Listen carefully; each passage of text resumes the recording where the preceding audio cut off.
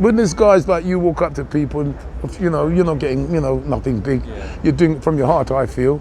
Yeah. That makes me feel good, because I swear to you, when I'm stable, that's why I want to do what you're doing. I swear to God, when I'm stable, this is what I want to do. Even the community have said to me, it will suit me. Andy, thank you for taking your time out to speak to us. Mm-hmm. Andy, first of all, how old are you? 58. 58, okay. Yeah. And Andy, all in all, how long have you been on and off the streets for, like, homeless? 4 years. 4 years, yeah? 4 years on and off. Little short stays here and there, being honest with you. Okay. For those 4 years, what percentage would you say you've been, like, homeless for? 50%. Okay, half the time, yeah. Yeah. And how did you initially become homeless, Andy? What happened? Mental health issues, chaotic lifestyle, because I couldn't organise things, and then when I lost my place, which I did have, I just stayed here and there, and now people are helping me to get more stable, like people like yourselves. Okay, and where's your friends and family? Did they not come and help you? I haven't got no family. You got no family? Mother and father died 8-9 years now, respectively, so I've got nobody, just nobody. And then, before you became homeless, where were you, like, living? Were you living on your own, or? On my own, yeah. And how was your life like before you became homeless? Stable. I used to do a security job. Okay, you had a job as well? Yeah. All right, and then obviously because of the situation, you lost your job, I'm guessing, as well. Yeah. And what's the toughest part about getting back into a job now for you? What's the challenge? Well, my physical health and mental health is deteriorated over the years. I have breathing problems. I shouldn't smoke cigarettes, but I've got breathing problems. I've been diagnosed COPD, respiratory problems. I got checked for COVID. I haven't had my first jab. My knees are now playing up. Arthritis is now sinking in my body. Has this happened before you became homeless or after? After. Serious? So it's been quite rapid then? Yeah. And when you became homeless for the first time, Andy, how was that first day being on the streets? Describe that day to us. Weird. But I was a bit fortunate. Somebody helped me and gave me money for bed and breakfast for that Like first a random night. person or someone? Random person. Okay. Random, being honest with you. They helped you out for the first day? Yeah.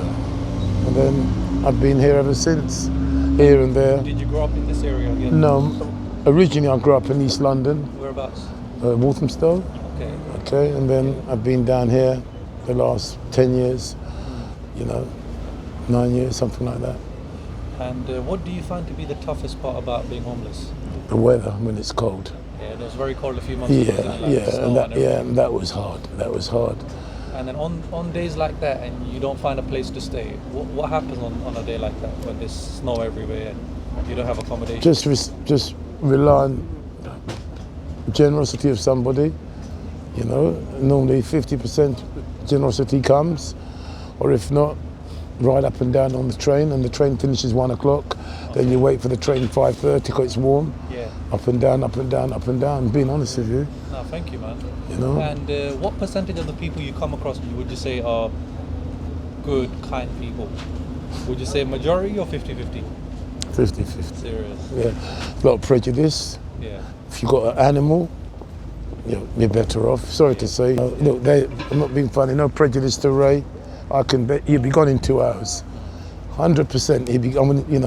In fact, I make money betting people that he'd be gone in 2-3 hours. No jealousy. I'm here 10 hours to get £40, £30. That's what you can hear it in my throat. It makes me sad. People say to me, "I want to borrow a dog," but that's deceptive. I can get a dog in 5 minutes. And you don't want to lie, innit? No. But it makes me feel sad that. I suppose people just care about the welfare of an animal also. It's 100% fact. 100% fact. A lot of our viewers have said that as well. Yeah, and I've always, in fact, it gets me into trouble. I say things as it is. What's your attitude or your way of raising money then for yourself? What kind of things do you do to help? Oh, I've started recently offering to do gardening, clean, spray, steam clean. Okay. Someone printed leaflets for me a month ago. I've got 2 regular jobs every month. Puts 200 quid a month. For what? For the gardening? Yeah, and put the dustbins outside on a Tuesday. In fact, I've got to go and collect them on a Wednesday. So that's basically by you speaking to these people yourself? Yes, like yourself, yeah. And people are trying to word of mouth, trying to get more work for me. Because now we're living and everyone wants things clean. Yeah. you know. True. So Before becoming homeless, what kind of hobbies did you have? Like, what were you into? Obviously, you had your job as well, but apart from hobby, you know what? Not really much. No? You know, I should have been more proactive. But I used But to, your job probably kept you busy because that's a busy type of 12 hours, and you know, you're knackered. Yeah. You know. Exactly, I can imagine. And you know, when you became homeless, like I'm sure from your job you must have had a bit of money saved up. How long did it take for that money to just go 9 to months. zero? 9 months. Within that 9 months, you were down to zero. Because I was paying bed and breakfast £39 a month, which is £10.50.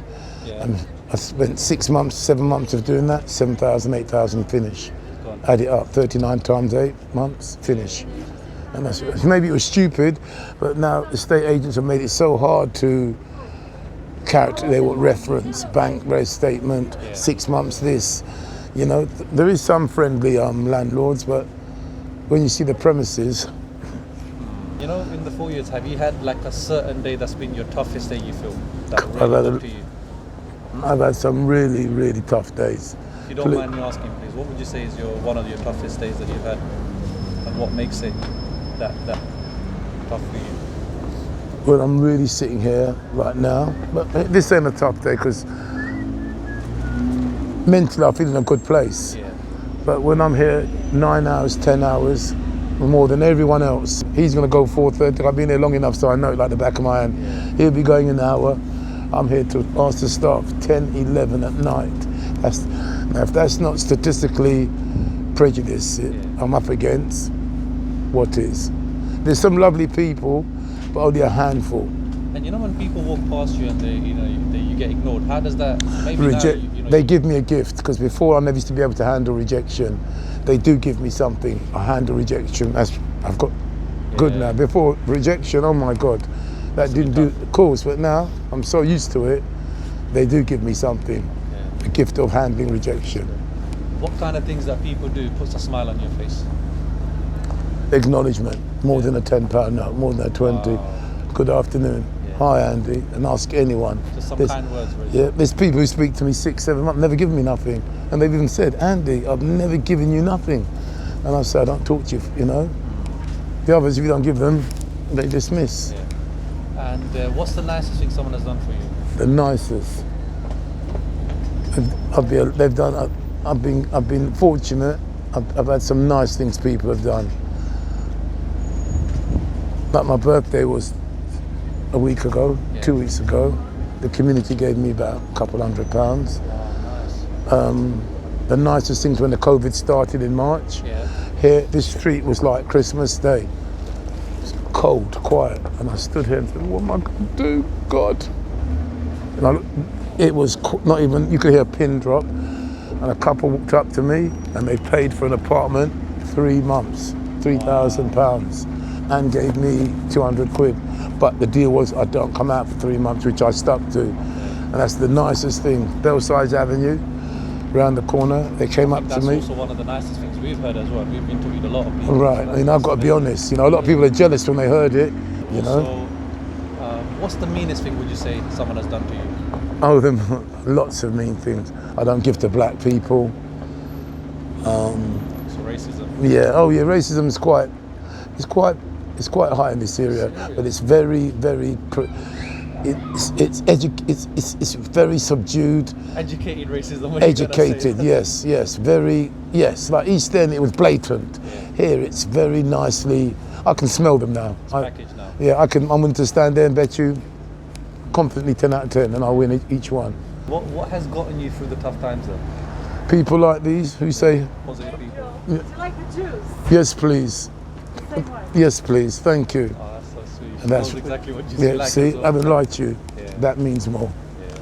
Yeah. And you know, when people walk past you, what kind of? I know you said a kind gesture is good, but practically, if they want to help you and buy you something, what kind of things would you need? Clothing. I'm not too bad in clothes. I can do with some underwear, socks, jeans. So you know, our viewers that watch our channel, they donate money to us, and with the money we buy things like underwear and socks and things like that. Would it be okay if we give you a care package as well? Yeah, no problem. That's got some good stuff that you Okay, can use. thank you. And final thing I will ask you, Andy, is, you know, people that watch this channel, what would your final message be to the world? What would you really want them to know? Acknowledgement. It's more than a £20 note. Believe. And I'm going to ask a silly question. Why, every homeless person says that to us, is that, that just that acknowledgement means a lot. Why is it that is something so special for you and so important? Because you don't know the state of that person's mental well-being at that time. Like right now I'm stable, but there's times when I'm really low. And I don't like to act or pretend. Like sometimes I watch and I make people laugh. I say, watch this. I said, they've just seen you walking along and they're going to do an academy performance. And the person said, Andy, you've really, your perception skills, I'm real. Yeah. Maybe if I sat here like this, I'll get 50 quid. But I'd be real, and that's the only thing people like about me. I've always been straight, look them in the eye and being real. There's nice people, you see, they look and make sure I'm not in trouble. Yeah, exactly. They treat you, because I can see they're looking, maybe they give me something, but I see because officially baking's illegal. Exactly. It's an old draconian law, and a lot of well-educated people don't even know that. Yeah. It's an old draconian, and some officers bother, some don't, but there's some who are very, very, they don't tolerate it. The average officer, he hasn't got time. But there is a couple that do have time. Yeah. I mean, that's a silly rule though, isn't it, Andy? Because of course it is. If you don't beg, how are you going to survive? Exactly, but there's legal ways and technical ways of begging. What makes you so tough-minded? It's what makes me... Tough-minded. These people have spoke to me because I was really, a year ago, I was a shadow. It's these people, strength. Honestly, like what you're doing now, I've got 15 people what you're doing now. Minus the money, but 15 people. And you saw, you want a juice? Yeah. The same lady there, and I can say, please, 50, they'll give me, but I don't do that. They give me once a month, thank you. Did you ever think about giving up during those 4 years? Did you ever have that? Of course, really down moment? Of course. I've had suicidal times. Couple, and it's dangerous to say it, but I have to be honest with you, because the last time I said that to someone, hospital nurses came and I nearly got sectioned. So I'm very careful how I say that because it's concern. What stops you then during those times? Just think there's light at the end of the tunnel. Just think, When there's guys like you walk up to people, and, you're not getting, nothing big. Yeah. You're doing it from your heart, I feel. Yeah. That makes me feel good because I swear to you, when I'm stable, that's why I want to do what you're doing. I swear to God, when I'm stable, this is what I want to do. Even the community have said to me, it will suit me because I speak to people. You're a people's person, and you can tell. Like changing people's lives, and that's right. Even though you're homeless, you like affecting people. And that's what the whole community say. The amount of people I talk to, people think I get a lot of money, but I don't. People say, Andy, if I'm not here, go and ask there. The amount of inquiries they get. If it was £1, I'd be okay. Where is it? Is he okay? The amount that they hate when I'm not here because they say, Andy, we don't work for you. We're not an inquiry. So that means something to me. So Andy, what we're going to do is we're going to go and get that care pack. Thank you. Thanks for... In a few minutes, and I really pray that your situation improves. Thanks, my friend. Positive. Yeah, I will. Thank you very much. Yeah? People that donate these things, what's your message to people that donate? Thank you. Yeah? Big thank you. Thank you so much. Yeah? God bless you. Thank Sorry, you, my guys. friend.